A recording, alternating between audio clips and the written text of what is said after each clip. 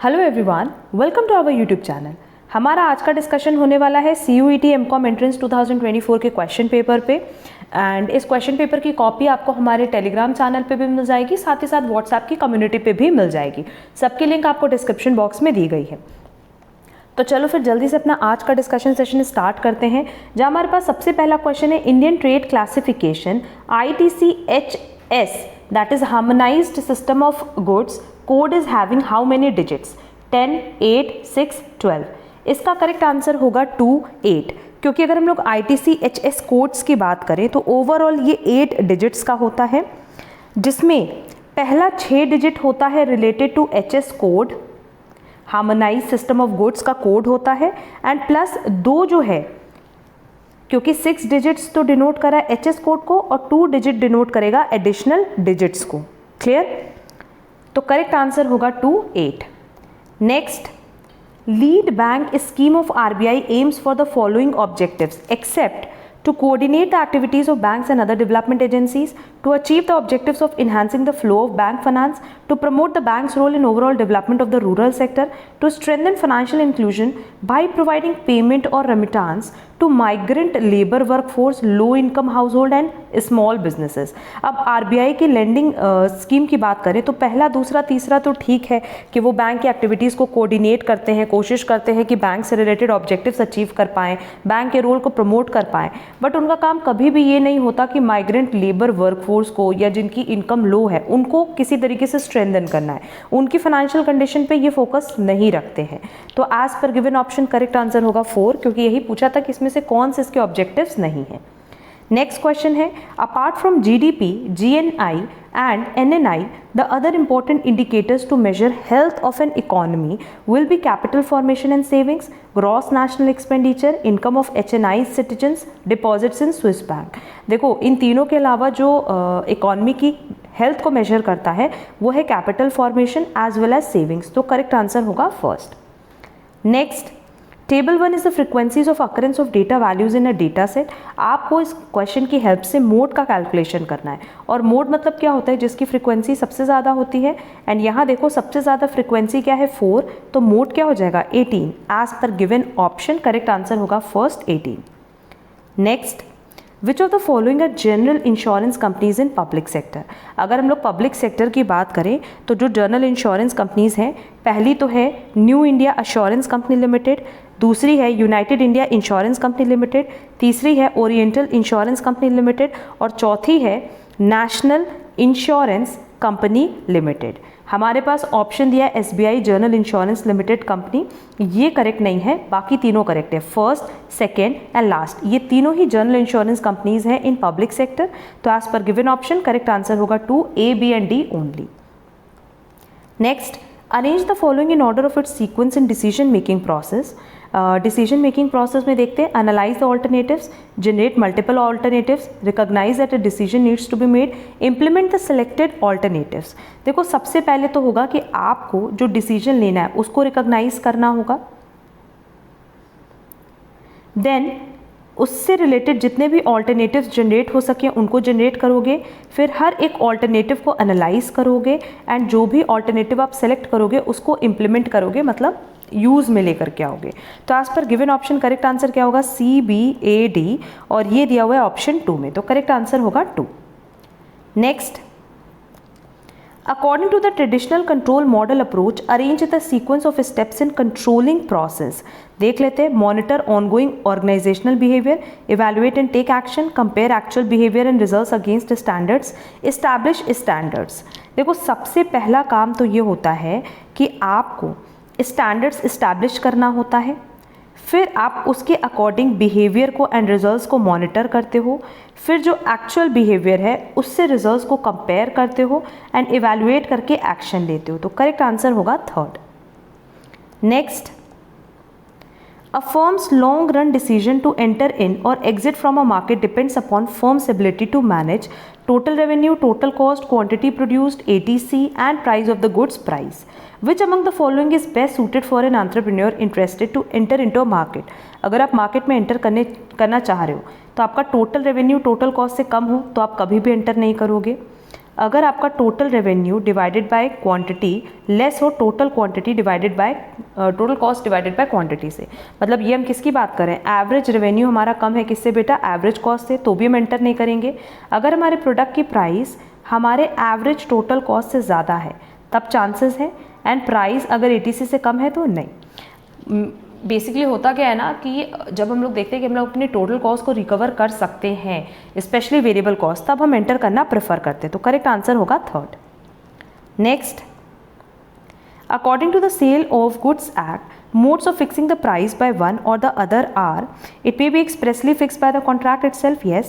If the price is not capable of being determined in accordance with any of the other modes, the buyer is bound to pay the seller price of his own choice. No, हमेशा reasonable rate पे ही payment होता है। It may be determined by the course of dealings between the parties, yes. It may be fixed in accordance with an agreed manner provided by the contract. ये भी correct है, सिर्फ B option correct नहीं है, बाकी ए C D ये तीनों correct है, तो करेक्ट आंसर होगा third. Next, arrange the alternative concepts under which organizations design their marketing strategies in order of the evolution। ये हमने बताया भी हुआ है कि evolution के बेसिस पे अगर देखें तो सबसे पहले होगा प्रोडक्शन कॉन्सेप्ट, फिर होगा प्रोडक्ट कॉन्सेप्ट, फिर होगा सेलिंग कॉन्सेप्ट और लास्ट में आता है मार्केटिंग कॉन्सेप्ट। तो एज पर गिवन ऑप्शन करेक्ट आंसर होगा third. Next, which among the following is a correct abbreviation of computer terminology. अब देखो यहाँ एब्रिविएशन पूछ रहा है, बट कंप्यूटर जो कि हमारे CUET के सिलेबस में कहीं भी इंक्लूडेड नहीं था, बट स्टिल हमने आप लोगों को बोला था कि क्वेश्चन एग्जाम में पूछता है, ठीक है। तो HTTP का फुल फॉर्म गलत दिया है, हाइपर ट्रांसफ़र प्रोटोकॉल नहीं होता है, www वर्ल्ड वाइड वेब होता है, यहाँ वर्ल्ड वाइडर वेब बोला है, ROM रीड ओनली मेमोरी ये करेक्ट है, और RAM का रैंडम मेमोरी ये भी इनकरेक्ट है, ठीक है। इस पर बहुत डिटेल डिस्कशन करने की ज़रूरत नहीं है, रीज़न बिंग कि ये सब लर्न नहीं करना होता है। एग्जाम में हार्डली एक क्वेश्चन आता है related to computer. RAM basically क्या है, रैंडम एक्सेस मेमोरी, ये भी इनकम्प्लीट है, तो करेक्ट आंसर होगा third.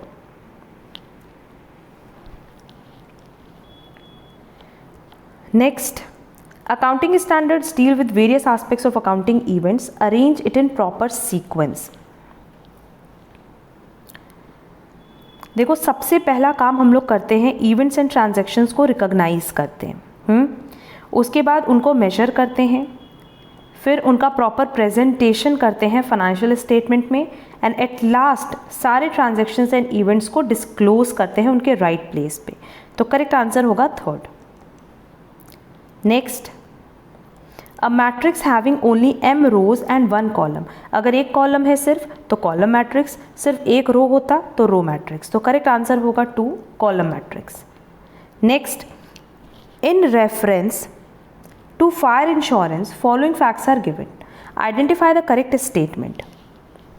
Fire insurance is a comprehensive policy which covers loss on account of fire, earthquake, riots, floods, strikes. Yes. Fire insurance can be taken only by the owner of the premises to be insured. Yes. A tenant cannot insure rented premises, but he can insure the content of the premises. Yes, ये भी correct है. Fire insurance is compulsory if your house or flat is financed by bank or any other financial institution. No. अगर हम लोग RBI की guidelines देखें या IRDA की गाइडलाइंस देखें तो उसमें कहीं भी ये चीज़ मेंशन नहीं है कि अगर आपने होम लोन लिया है तो आपको इंश्योरेंस कराना ज़रूरी है। तो पहला 3 स्टेटमेंट करेक्ट है एंड लास्ट स्टेटमेंट इनकरेक्ट है, तो करेक्ट आंसर होगा second. Next, this scheme provides refund of import duty on raw materials, components and packaging materials used in export product which reduced the input cost of export. Duty drawback, basically definition पूछा था।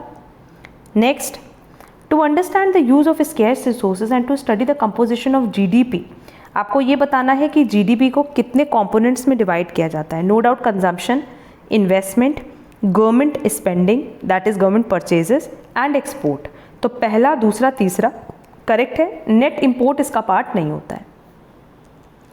Next, which of the following are the determinants for the price elasticity of demand. Availability of close substitutes है, necessities versus luxuries है, definition of the market है, time horizon है, सारे हैं, तो correct answer होगा A, B, C, D। Next, according to income tax act 1961, assessee in default in a person who basically वो ऐसे लोग होते हैं जिन्होंने अपनी जो भी स्टैट्यूटरी ऑब्लिगेशन से रिलेटेड टू IT एक्ट उसको फुलफिल करने में कहीं ना कहीं फेलियर किया हो। Is deemed to be a necessity for some other person? No. A person who has failed to fulfill his statutory obligation as per Income Tax Act. तो correct answer होगा second. Next, long term capital gain is not exempted in which of the following case. Transfer of a residential house और उसको आपने दूसरे residential house में invest कर दिया. Transfer of agricultural land, compulsory acquisition of land and building of industrial undertaking. इनमें तो exemption है बट असेट के ट्रांसफर में एग्जेम्पशन नहीं है, तो करेक्ट आंसर होगा 4. Next, which of the following are the duty of an auditor to measure business events in terms of PL and communicate the financial condition of the business, to prepare a balance sheet, to prepare final accounts, to report whether the PL represents a true and fair picture of the profit or loss. हमने वैसे ये बताया है कि इस question का answer incorrect दिया हुआ था. इसमें लिखा हुआ था एज पर आंसर की कि BCD इसका आंसर होना चाहिए, बट एक ऑडिटर की ड्यूटी कभी भी बैलेंस शीट को बनाना या फाइनल अकाउंट्स को बनाना नहीं होता. सिर्फ और सिर्फ अपनी ऑडिट रिपोर्ट में ये मेंशन करना होता है कि जो भी PL अकाउंट बनाए, जो भी बैलेंस शीट बनी है, वो ट्रू एंड फेयर पिक्चर दे रही है या नहीं. क्लियर? तो ना ये ऑप्शन कट कर देते हैं. इसका करेक्ट आंसर होगा ओनली D.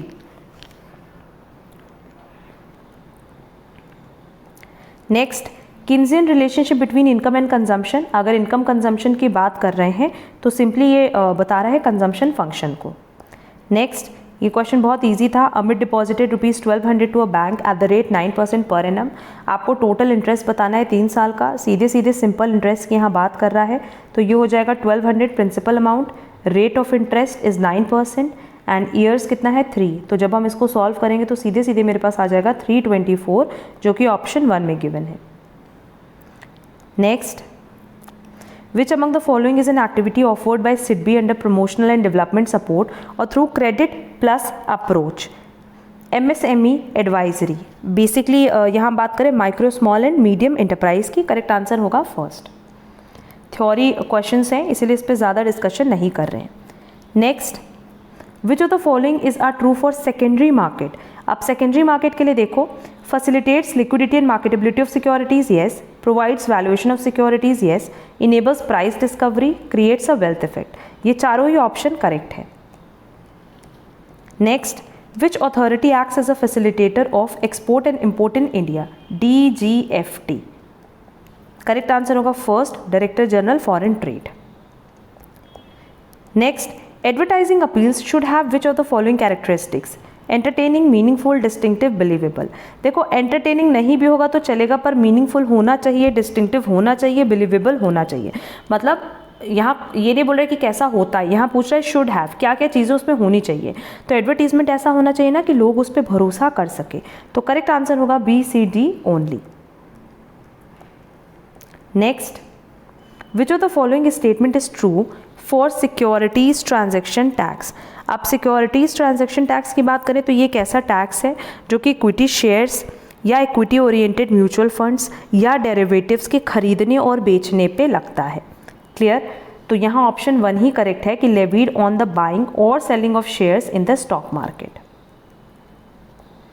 नेक्स्ट, आपको फर्स्ट लिस्ट को सेकेंड लिस्ट के साथ मैच करना है. सर्विस टैक्स दिया है, एक्साइज ड्यूटी दिया है, CST दिया है, कस्टम ड्यूटी दिया है.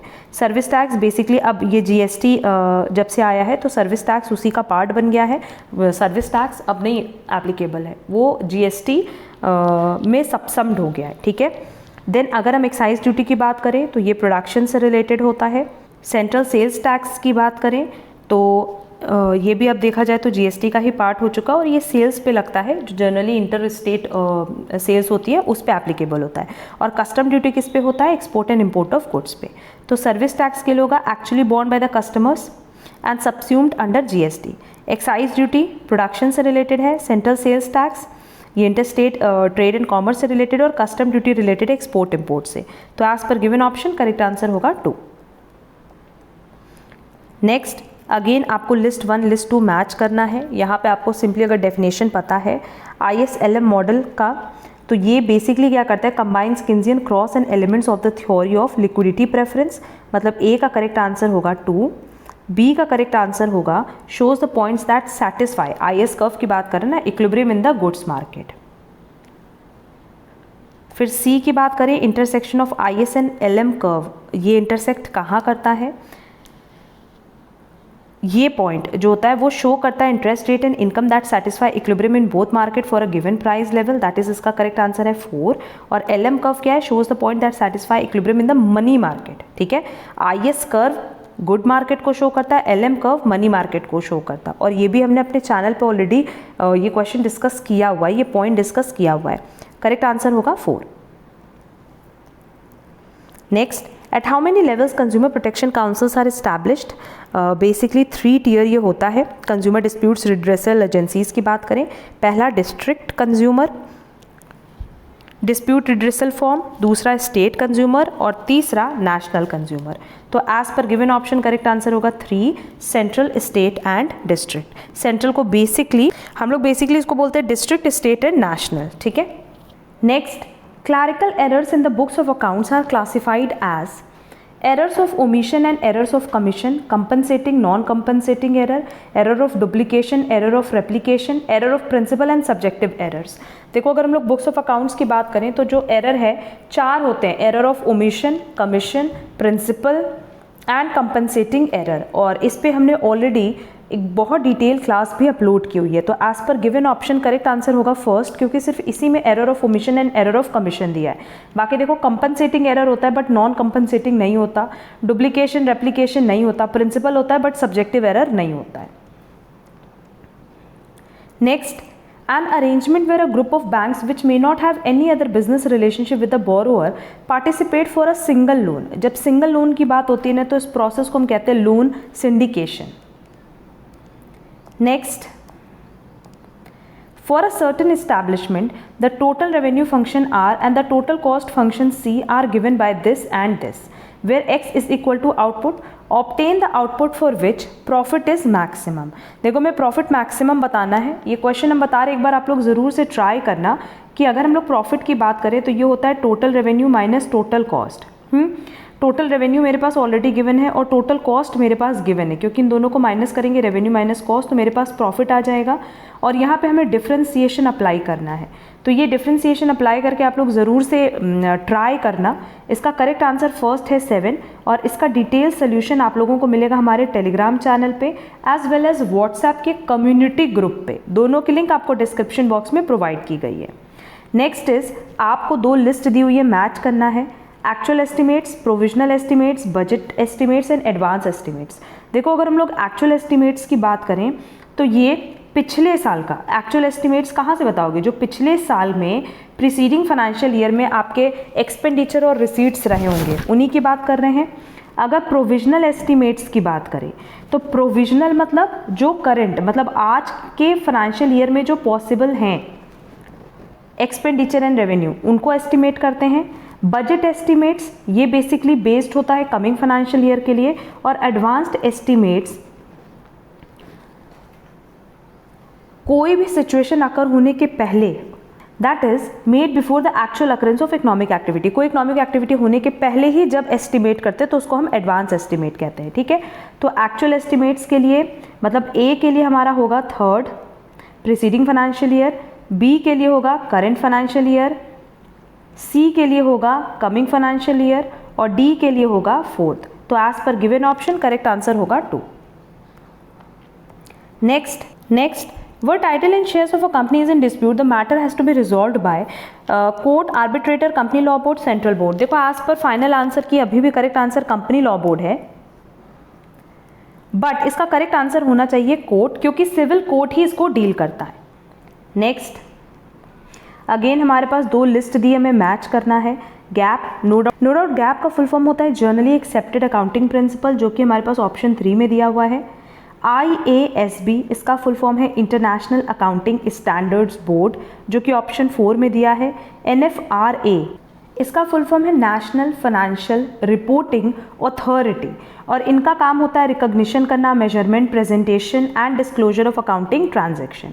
और लास्ट है MCA जिसका फुल फॉर्म है मिनिस्ट्री ऑफ कॉरपोरेट अफेयर्स और इनका काम है अप्रूवल देना अकाउंटिंग स्टैंडर्ड्स को। क्लियर? तो एज पर गिवन ऑप्शन करेक्ट आंसर है 3rd। Next, in order to maintain the organizational hierarchy, arrange the following in ascending order। That is सबसे पहले लोअर रैंक को रखेंगे और उसके बाद फिर सीक्वेंस में बढ़ते जाएंगे। देख लेते हैं, सबसे पहले हमारे पास होगा rank and file employees, then होगा first line manager, then middle management, then CEO, यही सीक्वेंस होगा। तो एज पर गिवन ऑप्शन करेक्ट आंसर होगा थर्ड। नेक्स्ट अगेन हमारे पास दो ऑप्शंस दिए हुए, लिस्ट दी हुई है, पहली कॉस्टिंग की और फिर इंडस्ट्री वर एप्लीकेबल। अगर हम बैच कॉस्टिंग की बात करें तो ये फार्मास्यूटिकल इंडस्ट्रीज़ के लिए यूज़ होती है। जॉइंट कॉस्ट की बात करें तो ये होगी ऑयल इंडस्ट्री के लिए, ऑपरेटिंग कॉस्ट स्कूल के लिए एंड प्रोसेसिंग कॉस्ट रिफाइनरीज के लिए। तो एज पर गिवन ऑप्शन करेक्ट आंसर होगा 4। Next cyclic variations in time series exist due to ups and downs recurring after a period from time to time, but they may not be uniformly periodic, are a result of unforeseen and unpredictable forces, takes place due to the rhythmic forces, tendency of a data to increase or decrease for a long period of time. No, अगर cyclic की बात करें तो एक particular cycle की हम बात कर रहे हैं, that is after a period from time to time. Correct answer होगा first. Next, which of the following cannot be method of measuring dispersion? Range है, inter quartile range, quartile deviation है, mean deviation है, average deviation है, but skewness नहीं है। तो correct answer होगा 4 कि फोर्थ दैट इज स्क्यूनेस, ये मेजर ऑफ डिस्पर्जन का पार्ट नहीं है। एक और उसमें ऑप्शन नहीं दिया स्टैंडर्ड डेविएशन, स्टैंडर्ड डेविएशन भी मेजर ऑफ डिस्पर्जन का पार्ट होता है। नेक्स्ट अगेन हमारे पास दो लिस्ट दी हुई, आपको मैच करना है। फॉर्मलाइजेशन की बात करें तो फॉर्मलाइजेशन बेसिकली क्या है, the degree of definition in the roles that exist throughout an organisation. ठीक है, मतलब ऑर्गेनाइजेशन में किस तरीके से किसका रोल होगा, इसको हम कहते हैं formalisation. Then span of control हमने बताया, scope of the work that any one person in the organisation will be accountable for. Command and control, it refers to the way in which people report to one another and connect to coordinate their efforts. And last is specialization, कि किसी ना किसी field में आपकी expertise है। तो correct answer होगा 4। Next, an insurance contract is based on some basic principle of insurance, which of the following is against those principles? utmost good faith है, insurer interest, causa proxima है, indemnity है। insurer interest इसकी हम लोग बात नहीं करते हैं, क्योंकि कई बार जैसे लाइफ इंश्योरेंस है तो लाइफ इंश्योरेंस में जो इंश्योरेंस करा रहा है उसका इंटरेस्ट नहीं होता, उसके जाने के बाद उसकी फैमिली का इंटरेस्ट होता है। ठीक है, तो करेक्ट आंसर होगा 2। Next, following are the statements highlighting the socio economic indicators of India's population, identify the correct statement. आपको बताना है कि इसमें से कौन कौन सा स्टेटमेंट करेक्ट है। India has one of the lowest life expectancy, ये करेक्ट है। Since 1990s Indian economic growth is mainly based on manufacturing and services sector, ये भी करेक्ट है। Reproductive health measured by the maternal mortality rate and adolescent birth rate, yes. Labor market participation measured by the labor force participation rate of female and male population aged 18 years and older, ऐसा तो नहीं है। अगर labour की बात करो तो छोटे छोटे बच्चे भी आज की डेट में लेबर मार्केट में पार्टिसिपेट कर रहे हैं। तो डी ऑप्शन को छोड़ के बाकी सारे ऑप्शंस करेक्ट है, तो करेक्ट आंसर होगा 2। Next, consumers go through 5 stages in the process of adopting a new product. Arrange the initial 4 stages in its correct sequence. देख लेते हैं। सबसे पहले तो होना चाहिए अवेयरनेस, फिर होना चाहिए उसके लिए इंटरेस्ट, फिर उसको इवेलुएट करेंगे एंड लास्टली उसका ट्रायल करेंगे। तो करेक्ट आंसर होगा 2। Next, which among the following is a demerit of direct tax. अब देखो डायरेक्ट टैक्स के डीमेरिट की बात करा है, certainty, equity, arbitrary, elasticity and productivity. इसमें करेक्ट आंसर आर्बिट्री होगा।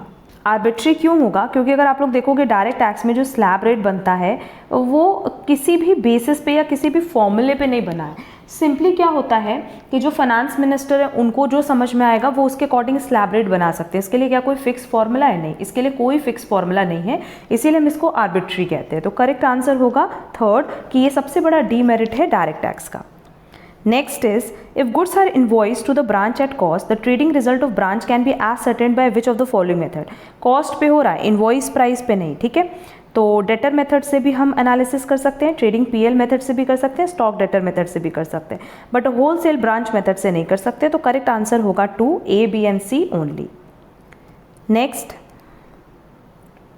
a company can buy back its own shares or other specified securities by the following method except from the existing security holder से खरीद सकते हैं, open market से खरीद सकते हैं, from any person through negotiated deal on the stock exchange, odd lot holder से खरीद सकते हैं। देखो 3rd पॉइंट हमने कहीं नहीं देखा है बायबैक के लिए, तो करेक्ट आंसर होगा 3rd।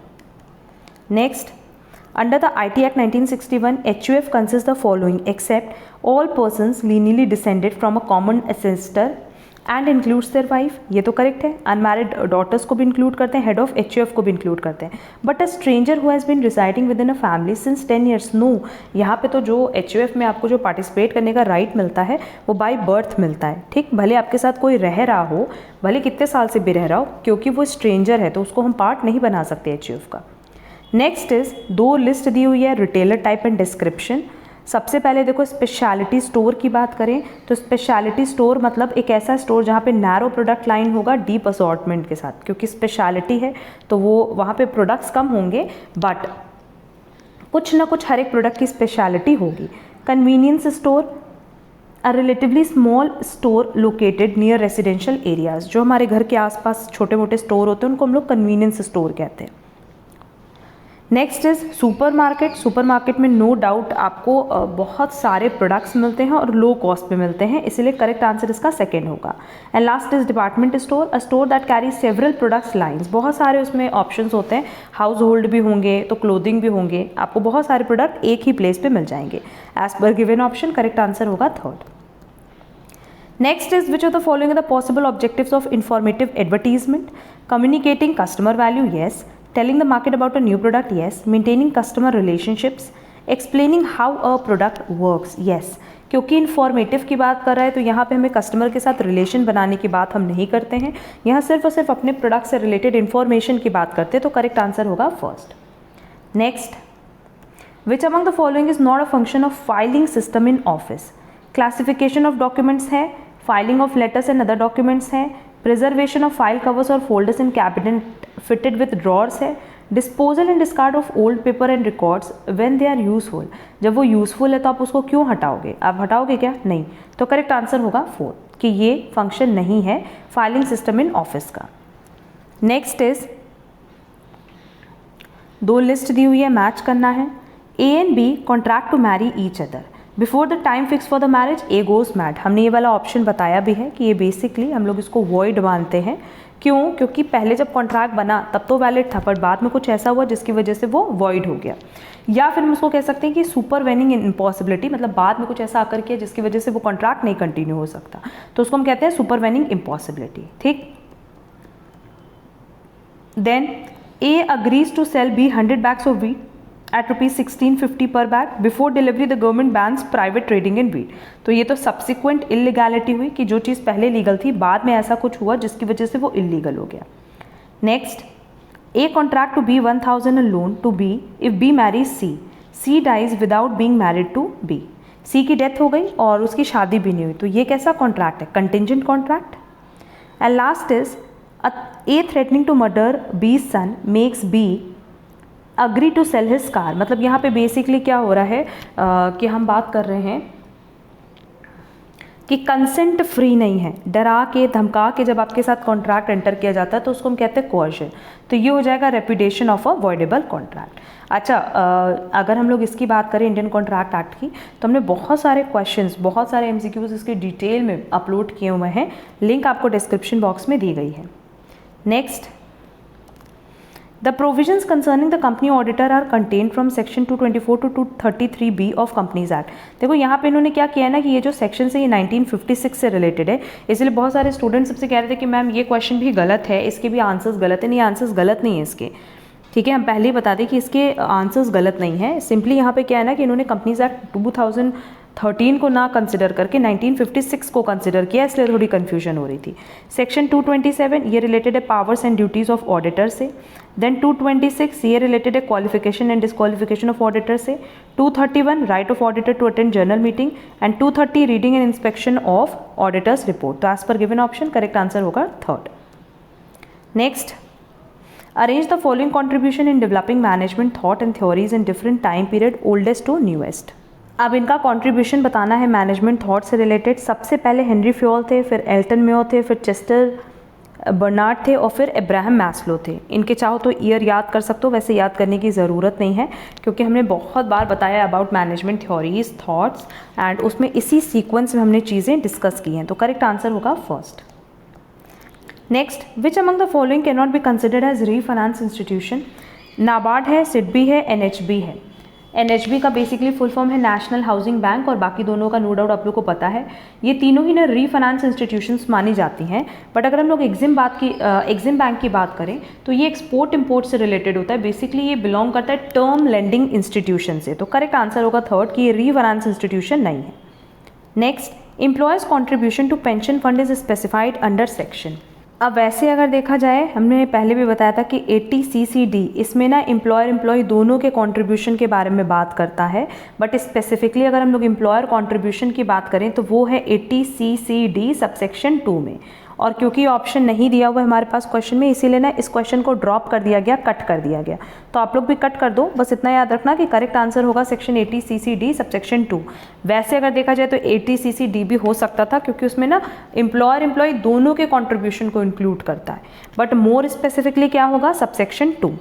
ठीक, next newspaper short life, direct mail relatively high cost per exposure, radio fragmented audiences, and outdoor creative limitation. As per given option correct answer होगा 4। ये लर्न करने का क्वेश्चन है, लर्न कर लेना। Next, trademark which hold a substantial financial value, इसको हम हमेशा कहते हैं brand. Next, it is said to be economies of scale when long run average total cost decline as output increases। जब एवरेज टोटल कॉस्ट राइज होगा output के बढ़ने के साथ, एवरेज टोटल कॉस्ट वैरी ही ना करे with the level of output, या fix cost हमारा कांस्टेंट रहे एज आउटपुट इंक्रीजेस। देखो फिक्स कॉस्ट से तो हम कंपेयर ही नहीं करते हैं, हम हमेशा एवरेज टोटल कॉस्ट को ही कंपेयर करते हैं। अगर हमारा आउटपुट बढ़ रहा है और हमारा कॉस्ट कम हो रहा है, इसका मतलब हमारा प्रोडक्शन ज़्यादा होगा। तो करेक्ट आंसर होगा फर्स्ट, इकोनॉमीज ऑफ स्केल कब एग्जिस्ट करेगा, जब ATC डिक्लाइन करे और आउटपुट इंक्रीज करे। Next is, if internal control is dash, the auditor may confine his dash only to a representative number of transactions and avoid a detailed verification of every transaction, which will be costly both in terms of time and money। अगर internal control effective होगा and auditor confine करेगा अपने audit procedures को, तभी ये possible है। ठीक, next, which among the following are true about hire purchase? Title to good passes on last payment, yes। The seller can sue for price if the buyer is in default, he cannot take possession of goods। नहीं, वो तुरंत अपने goods को छीन सकता है, तो ये गलत स्टेटमेंट है। The hirer is not responsible for risk of loss of goods if he has taken responsible precaution because the ownership has not yet transferred। नहीं, ये भी नहीं है। जो हायरर है ना, उस पर रिस्क होता है लॉस ऑफ गुड्स का। And component other than cash price included in instalment is called hire charges. नहीं, हायर चार्जेस तो दोनों को मिला के होता है। कैश प्राइस मतलब जो हमारा प्रिंसिपल अमाउंट होता है प्लस इंटरेस्ट अमाउंट होता है। तो एज पर गिवन ऑप्शन सिर्फ इनकरेक्ट ऑप्शन है बी। करेक्ट आंसर होगा थर्ड कि ACD तीनों करेक्ट है। Next, arrange the following steps of selling process in correct order. Prospecting and qualifying ये सबसे पहले होगा, pre approach then approach, yes. Presentation and demonstration, yes, and handling objections, closing and follow up। तो ये sequence में दिया है as पर गिवन ऑप्शन, करेक्ट आंसर होगा first. Next, all are example of assigned revenue except. देखो assigned revenue में अगर देखा जाए तो एंटरटेनमेंट टैक्स असाइंड रेवेन्यू है, सरचार्ज ऑन स्टैम्प ड्यूटी भी है, सरचार्ज ऑन लैंड रेवेन्यू भी है, बट कस्टम ड्यूटी ये असाइंड रेवेन्यू नहीं है। तो करेक्ट आंसर होगा 4।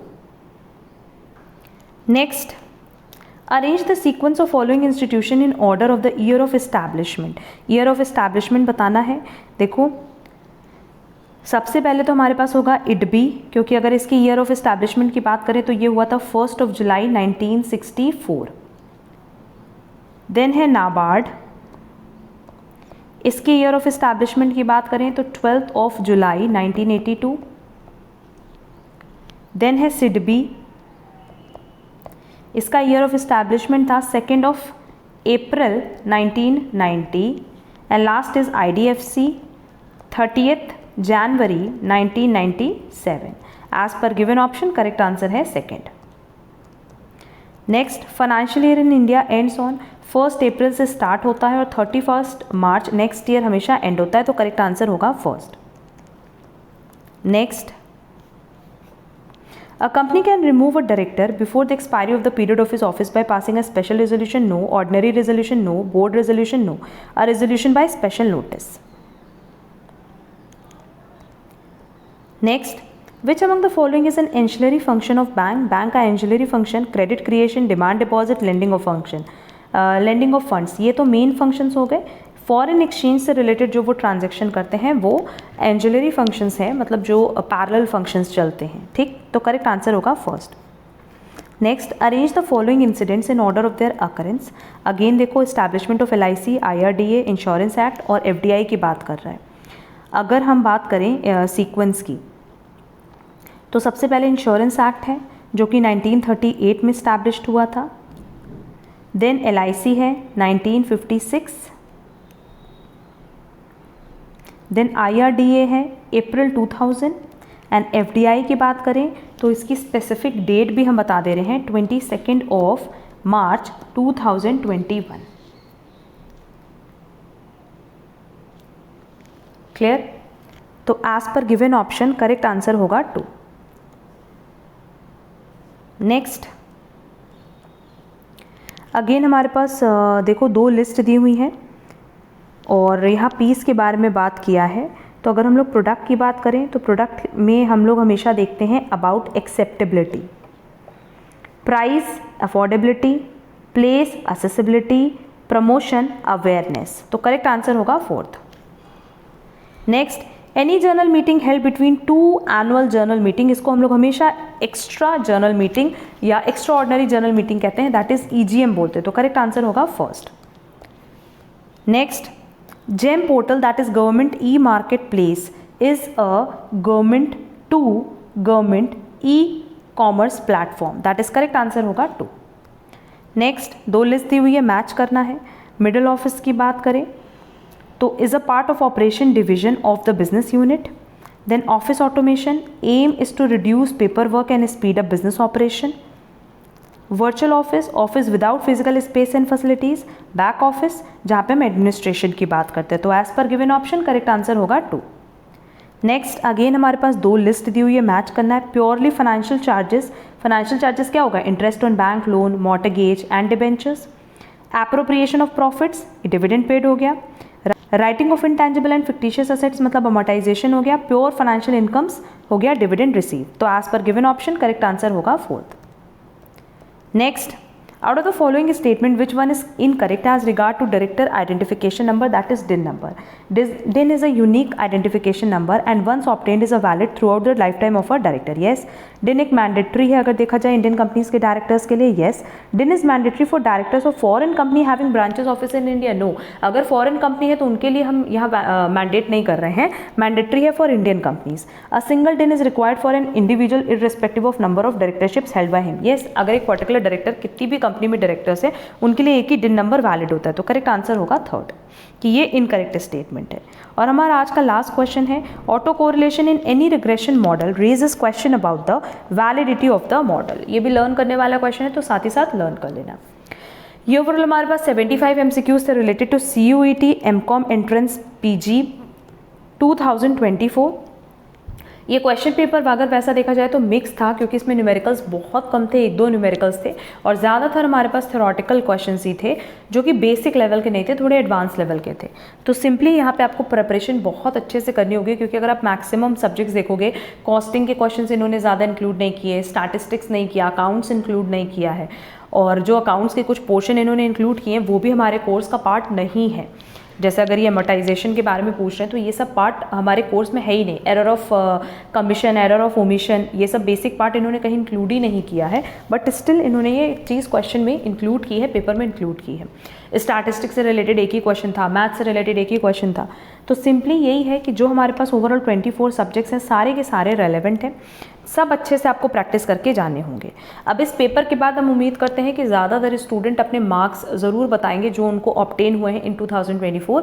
आप लोग ज़रूर बताना कि अभी आपका कितना ओवरऑल मार्क्स बन रहा है सो दैट हम एक एक्सपेक्टेड कट ऑफ लिस्ट आप लोगों के लिए आउट कर सके। ठीक है, किसी भी क्वेश्चन में कोई प्रॉब्लम होगी तो कमेंट बॉक्स में कमेंट करके पूछ सकते हो और अगर आपको हमारा आज का क्लास यूजफुल लगा है तो वीडियो को लाइक कमेंट शेयर ज़रूर करना। अब हम लोग मिलेंगे हमारी नेक्स्ट क्लास में। आज के लिए बस इतना। Thank you so much.